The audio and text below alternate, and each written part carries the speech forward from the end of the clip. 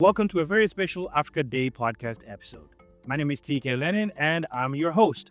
Now, this episode is brought to you proudly by the First National Bank of Botswana under the theme Inspired by Africa. Ladies and gentlemen, I am thrilled to have four distinguished voices on this podcast this afternoon, and I need you to help me welcome first to this podcast, to my far right, Mr. Hudiraone Des Olatutswe, the Managing Director, Sky Bridge Logistics. On my immediate right, I need you to help me welcome the powerhouse that is Njiramanda Mbewe from Mbewe Legal. Let's start with the far left, and she's sitting pretty, and she's coming all the way from Drones Africa. Ladies and gentlemen, Marang Bakani.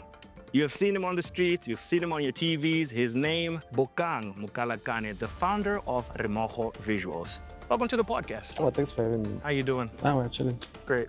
Don't be jealous, guys. He's just close.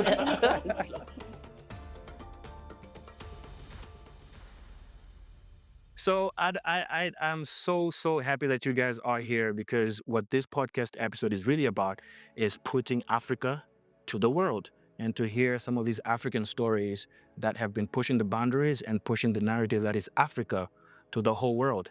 But before we get into the meat of the story, I want to ask each and everyone how you've been doing. Starting with you, Mr. Des. How are you? How did you spend your day today before you came here? Thank you, CK. I've been having quite a week. Yeah. My day has been quite hectic, quite packed. But for me, being a part of this podcast is a lot, because my journey over the years has been made all more successful by having the right partner to fund my goal. So I had to block my afternoon to be a part of this podcast. It's best to give back to the partner that held my hand and supported my growth over the years. Let's find out how your day has been. Busy as is, or a little bit less? There's some sweetness in the chaos. Been busy, but I'm grateful to be busy. Right. It's been an interesting day. I'm humbled to be here. I don't take it lightly at all. It's really quite an honor. I've been with FNB since I was 15. My first account was the Able Bob Jr., if I recall. Yeah, But I'm not going to tell you how many years, because I'll tell my... we've already started calculating. So it's really amazing. The how can we help you? I think that has been answered for me as I set up at the time, being a woman, not having access to resources and finances, but being able to have a partner there that is able to assist and hold your hand and make sure you become the brand that you ultimately are, especially as a woman in an environment that is male dominated. Right. Good to have you. Thank you. Great. Let's move on to Remojo Visuals, Bokang. It's been a quite busy month, a week, because last week I had a tournament with Oren. Right. So they sponsored my tournament, my EA Sport tournament. And then also this week, I just came back from SA yesterday. I had some shoots there, so I had a shoot when I arrived. But I went to sleep around like 3-4 in the morning. It has just nice life problems. I would say it's been busy. I like it. Well, good to have you again. And last but not least, so this time you're on the flip side. But please, go ahead. All right. I think it's almost the same as everyone. My day was really busy. With tech, you just don't stop educating. So we were moving around the ministries and trying to reintroduce ourselves and educate them. And also, we're setting up in Namibia and South Africa. So you can imagine how that is. It's just always having meetings until the end of the day. Of course. Yeah. Does it get terribly exhausting at some point? It gets, I think, exhausting is an understatement. You know, it's worse. It's more than exhausting. But otherwise, I'd say I'm very much grateful to be here to tell my story. You are in tech. So marvelous industry, booming industry in Botswana, well, in Africa as a whole. I wondered what the story is behind how you came up as a business, and why the industry tech? So the good thing and what I really appreciate about my parents is they allowed me to explore. So I would open up a remote control for the TV and then remove some parts, put it back again together. And then I explored that for a while. By the time I was 12 years old, I was already fixing every electronic in the house. Yes. You have an iron issue, you know who to call. You have a TV problem, you know who to call. So at the back of my mind, I just took that as a hobby, not necessarily a profession. So I did my computer systems engineering at Botswana Accountancy College, and then I went on and did my master's. So when I was selecting my master's in computer science, I was selecting my research topic. My lecture supervisor just randomly said, try looking into drones. So I did my research and just found out what drones are for the first time. And I decided, I got so excited, you know, I did my research to find out where Botswana is in this thing and where Africa is in this. And I got so excited and I went to register Drones for Africa. So 2022, I left everything that I was doing and I thought, I'm ready to do this thing. Wow. Yeah. That is a beautiful story, by the way. Thank you. It's almost as if God was saying this is where you're supposed to go, especially through the professor and or supervisor. Brilliant story. Everyone wants to be a lawyer. You and I are lawyers. What is your story? I started talking when I was 10, 11 months. And for me, I thought it was about being the voice for the voiceless and helping, which is what I still do. But I've come to realize, TK, that it is a calling. I cannot think of myself doing anything else other than representing people, representing the marginalized communities. I'm also a bit defiant, which is a word that I've accepted defines me, and I've accepted it fully. Extremely defiant. And when I hold a position, I go for that position.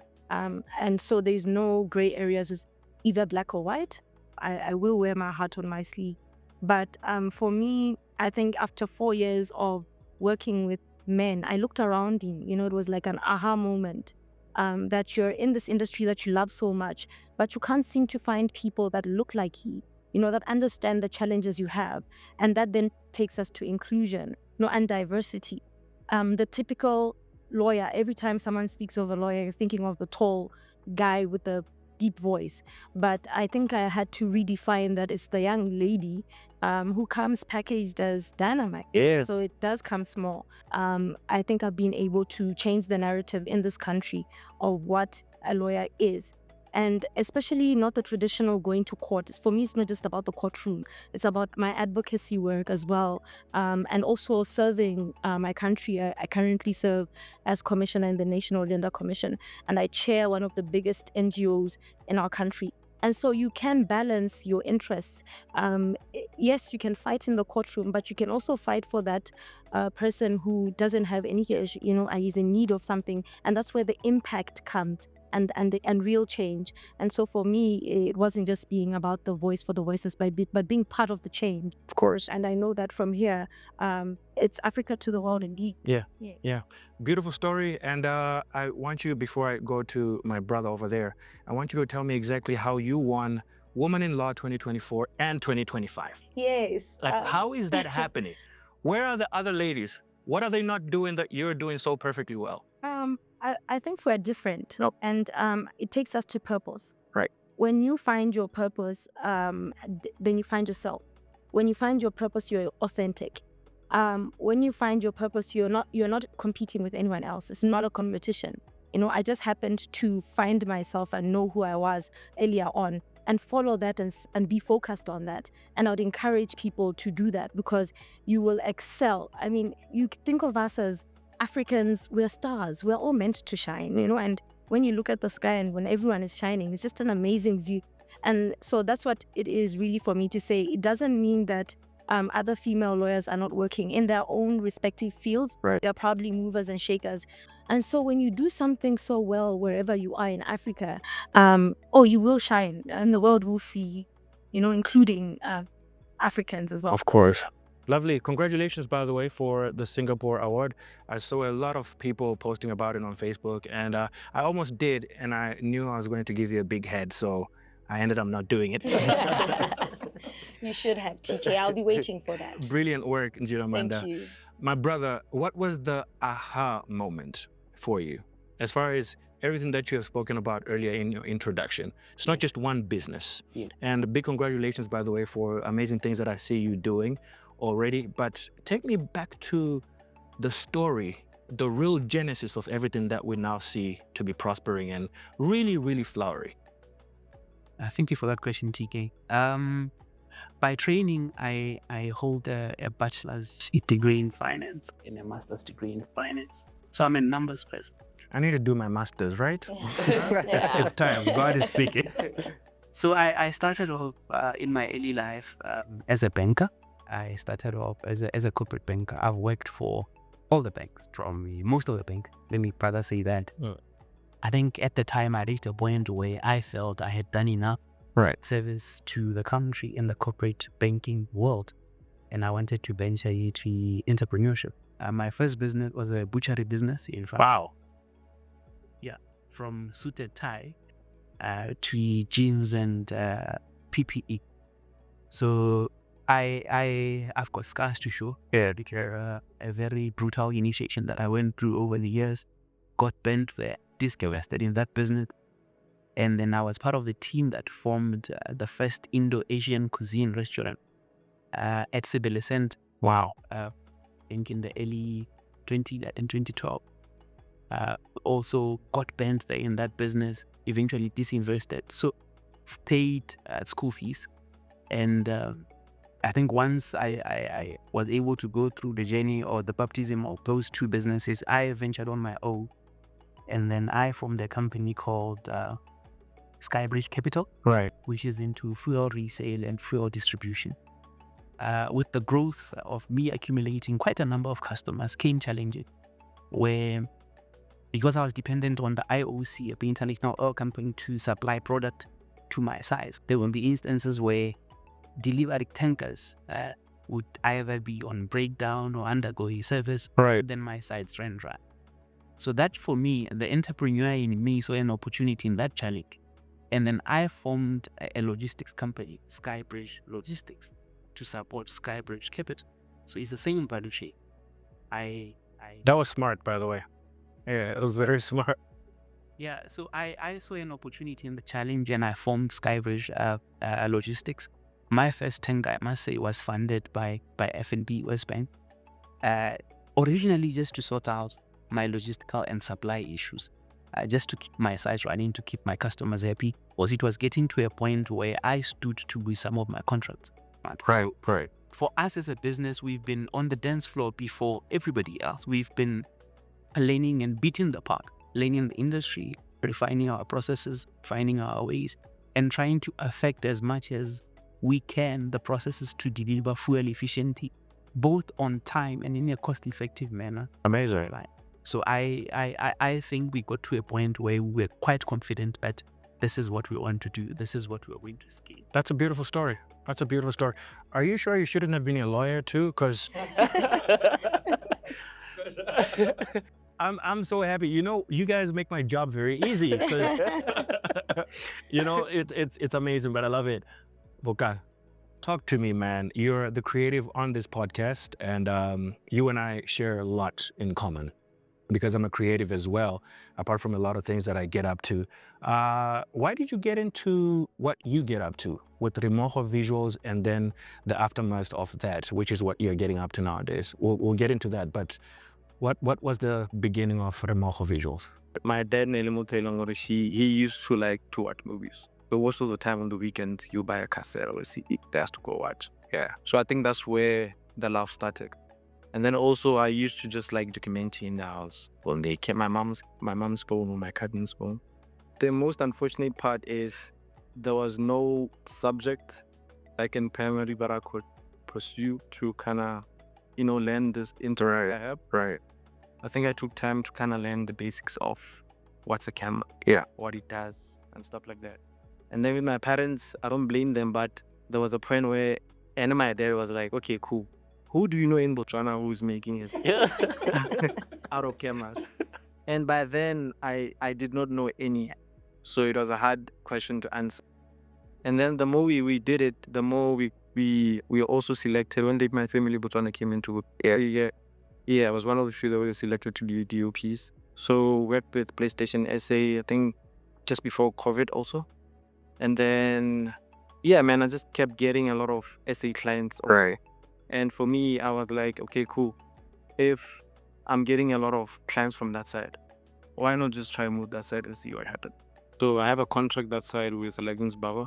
Amazing. And then also, I want to believe I'm the first Botswana to work with McDonald's. I believe so. Yeah. I believe so, yeah. Yeah, and then also I'm venturing into gaming. I'm a gamer. Right. So if I don't do the camera stuff, I'm home gaming. It's been a journey because look why I think when they see me, they're like, oh my man. That's what I'm talking about. How important is that idea and the phenomena to be able to have people around you that believe in your dream and push it forward, be it funding or any other thing? I think it's important to be crazy. You know, I think you must really lose yourself in the pursuit of what sets your soul on fire. So much that people don't have a choice but to believe in you. And yes, there are elements of doubt, but if you really know who you are, you know that you will overcome. And with parents, there is support, but obviously for me, there was support when I was a lawyer working for the male lawyers or law firms, right? And then when I say I'm going to set up a firm, a female-led citizen youth firm, everyone is looking at me like, is this the time when you're now losing it, you know? And in my head, I've visualized it. I can see this pack of women, you know, taking over a male-dominated fraternity. I can see it. I laugh at it now. I'm just like, what was I okay? You know, what was happening? But that is how dreams work. You know, that is how belief works. That is how faith works. You know, and so for me, like I said, I really applaud our families, our parents, our loved ones, and even our children, because we take time out to be able to invest in this dream, dreams that redefine. You know, when you speak of women in tech, that's something. When you speak of women in law, those are redefining or changing narratives, you know, and to have a bank that is saying, this doesn't quite make sense, but we'll hold your hand. And ultimately, you saw, and they are part of that celebration, and they're actually rooting for you to make it. I actually didn't think there would be any downs, you know, because you've been, in the words of Julius Malema, cruising nicely. But yeah, please go ahead. I must say, any business is made up of moving parts. And the most important thing in business is to keep it stable. You must manage the moving parts and keep them steady. I've found that's the key to ultimate success while persevering through whatever you need to do. I think I spent some time one weekend where I did a lot of assessments of performance data of my fleet on the road. I think at the time I had about 8 units on the road. And then I could not believe what I came across. I got to see a trend over time where my drivers at the time had siphoned fuel close to 1 million over a 9-10 months period. And all of that had somehow slipped under the radar for the entire office and for me as well. Wow. So that was quite sobering.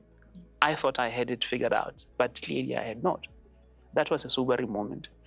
And then what that also did was it gave me an opportunity to invest in technology. And that really did turn our operations around 360. All our units now on the road, they come standard. Compartment tracking, where we can see what is happening with each compartment, where it is opened. We've set processes and procedures where we expect our tanker compartments to open only at loading and offloading. In between, we've got a command center where we've got a team of young tech guys who are monitoring the fleet on the road. That's the one innovation I think that came out of that downside.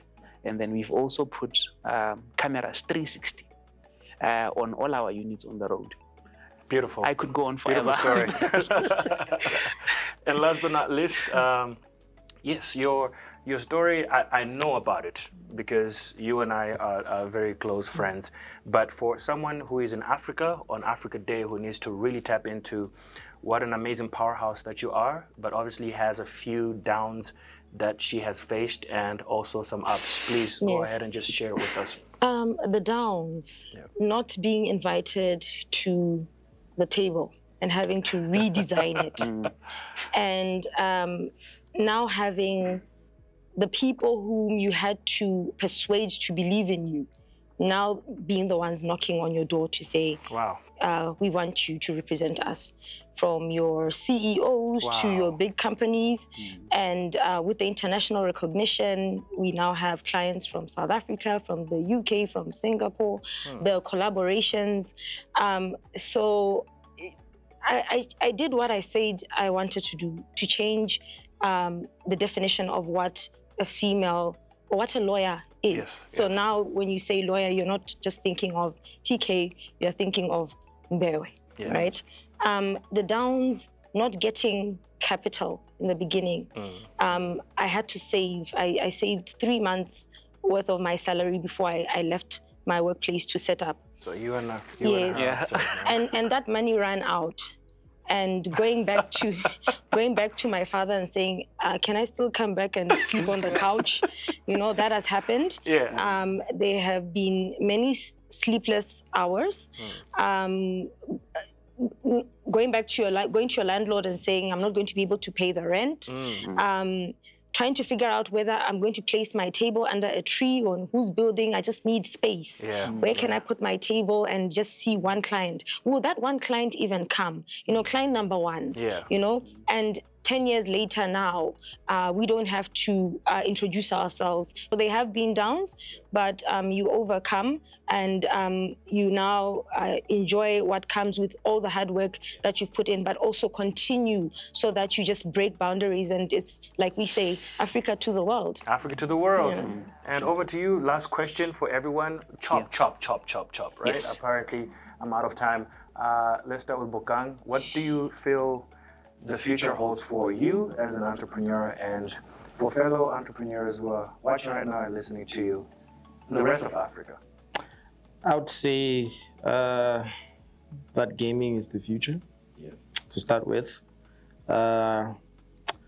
because it's one thing that you can do from a young age, but that you don't have to mature as much for you to be able to master it. So I could just say parents should invest in kids, get them PlayStations, because other kids are winning about $500,000 in other countries just by gaming. So it's possible also in Botswana for us also to be in that state. So we just need more people to be interested so that corporates can also invest in the sector. I love that. It's a diversity that is worth the risk and worth the chance to look on.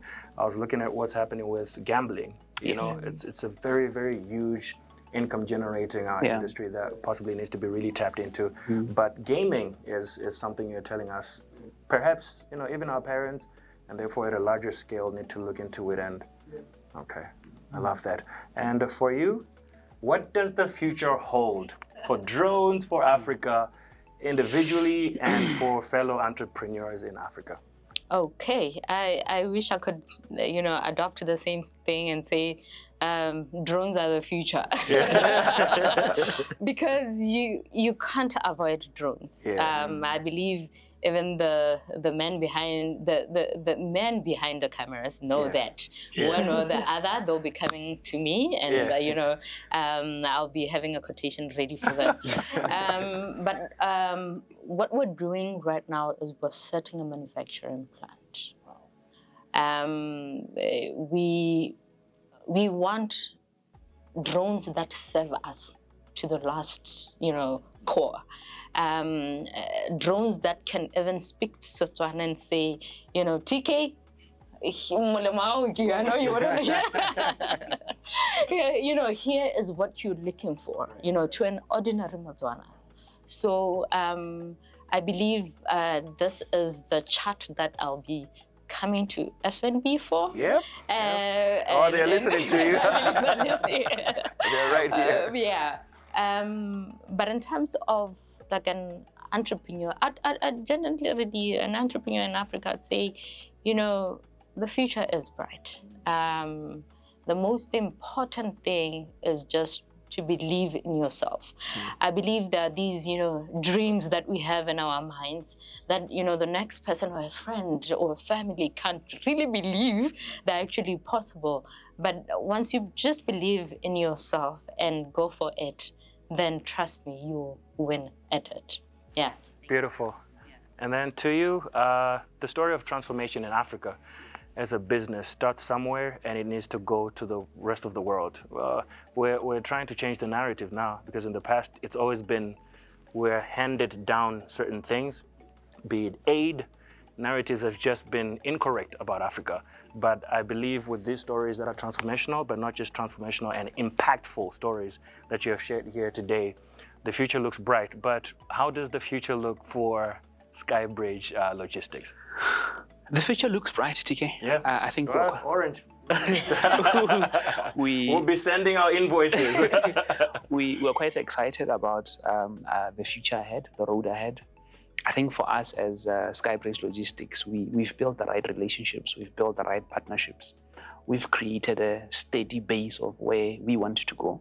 So I think we can only go forward. But most importantly, in terms of what the future holds, on our business front, we believe AI is here, and AI is here to stay. So the sooner we embrace it and work with it across all industries, we will find operational efficiencies, process efficiencies by embracing it. That's the one thing I think that is quite key. We also need to corporatize our companies such that we create not only memories or legacies that will go with the founders when they're not there, but we must corporatize and create structures for continuity purposes. I think this is key for African businesses, for African entrepreneurs. Thirdly, I think we must embrace the process of working and balancing the vigor of youth with the gray hairs and the wisdom that comes from that, yeah. From the older generation, Yes. such that in terms of transition management, business continuity, there is the right balance for any business. Beyond me, I think I'm at a stage now where I have about 4 interns in my company, because I firmly believe someone gave me a chance when I started. So it's only fair that I also give the ones that are coming after me a fair chance, while also working hand in hand with the more experienced, the gray-haired, the experienced older I wonder generation. if that works with the gaming industry. The balance between the older generation. So I think this continuity balance is quite key. Right. And the last thing, I think, in terms of the future outlook, we have to look beyond our conventional funding options. I think banks can hold our hands, yes, up to a point, but we have to get to a point where we look to more innovative funding options. And the world is full of funders. The world is full of capital markets are other markets that we can look to. I mean, if you look at the current Botswana economy, it's going through a liquidity squeeze, and it's going to be harder to get funding from banks. So when that funding from banks is harder, the next best option is to look to the capital market. So I think in closing, I'll say this is what I believe we must try and adopt as African entrepreneurs. It's a global village that we live in. Let's embrace the changes that are happening across and around us so that we can adapt. The saying goes, adapt or die. You know the story of Nokia and what happened. Yeah. It's terrible. It means we need to have another podcast episode. So much to talk about. But Ms. Mbewe, so the future must definitely have some male guys at the law firm. Yes. Yeah? And it does. Yeah? Yes. Oh, it actually does. Really, I'm already ahead. Way ahead. Yes. It's like TK, you're late. So the women are leading. Right. The future is women. The future is women in leadership. The future is women at in decision-making spaces. The future is women in law. And so the future is Mbewe legal.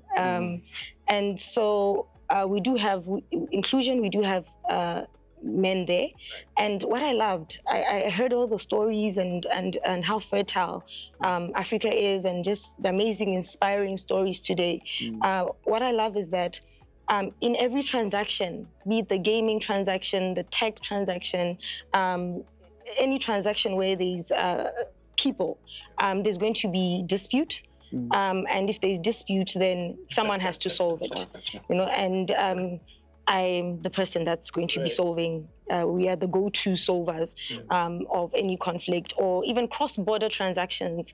Even when you get into contracts, the vetting of those contracts, where there's differences, who resolves them, who's going to fight for you, who's going to fight for your company, the way you've fought so much for it and sacrificed so much for it. Ultimately, when it all comes down to this is an adapt or die situation, which lawyer is going to be the one standing by your side? And TK, that is going to be very legal practice. And as we say, Thank you very much, guys. You have been amazing. Thank you so much for taking the time. I wasn't just saying when I said, you know what, for taking the time outside your busy schedule and coming here, it means so much to us. It means so much to F&B. It means so much to Africa as a generation of entrepreneurs that is coming now. You have had a seed that you have already planted, and you know how it is with seeds. If they're really, really watered, they definitely must germinate and become something that is beautiful. Thank you, and until the next time we possibly have another podcast episode, FMB, Thank you very much. Have a lovely rest of your day. Thank you. All right, there you have it. My name is TK Lennon. It's been amazing, such an honor to be the host of this Africa Day podcast. So on the count of 3, Happy Africa Day. 1, 2, 3. Happy Africa Day. Cheers.